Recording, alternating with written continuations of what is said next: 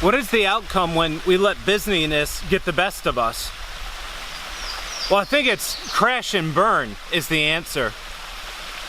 Busyness is the primary factor in a life that crashes and burns. When you're moving too fast, there's no time to reflect on the past, evaluate your current conditions, and refocus on the future. You just don't have time to act, reflect, and act again. Busyness is like a Chicago train crash that I had recently read about. The train was traveling almost 70 miles an hour and it had slowed down for a 10-mile-an-hour curve.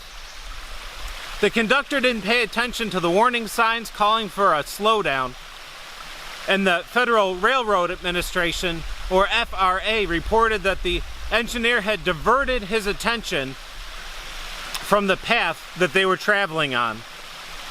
Think distractions, right? The result was several injured passengers and several $1 million worth of damage. This image is what can happen to our lives when we're traveling too fast.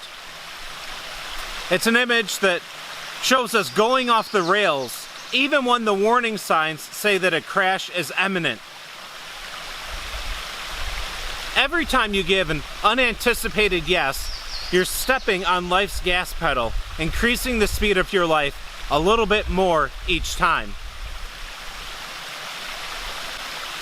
And sometimes you get going too fast. And when you crash, there's collateral damage. We talked a little bit about that last time. Damage of others that have been impacted by your recklessness. Friends, co-workers, classmates, family, these are all people that will feel the pain of one damaged life, mine and yours. In the Chicago train wreck, details were eventually released that show that the crash could have been prevented.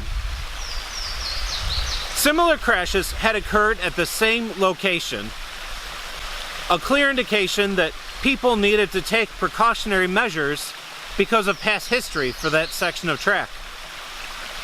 The warning lights were flashing to slow down, and they were working. They confirmed that they were working.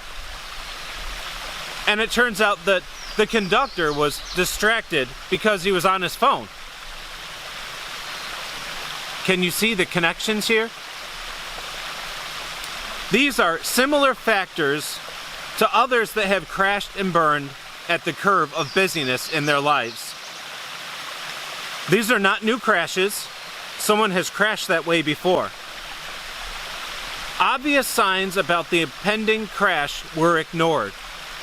Those could be signs that appear from damaged relationships, personal health, spiritual well-being, and so forth.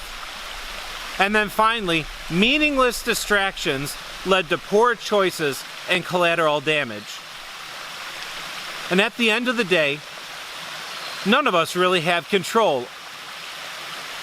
We have choices, and those choices can bring about a different set of results, but we don't have control over all those things. We only have the option to slow down when we see the warning signs. None of us believe that we will purposely make bad choices, and yet we frequently do. And those choices are the results of when our hearts are busy and they're not focused on what matters most. Crashing and burning. Don't ignore the signs. And if you have trouble spotting the signs, ask someone to help you. That's one of the important parts of having personal relationships with people. People that know you deep enough to say, hey, you need to slow down. We're going to continue our journey down the trail, a couple more stops as we finish this journey to decrease busyness in our lives. I'll see you next time. This has been your dose of encouragement from Wesley's Place.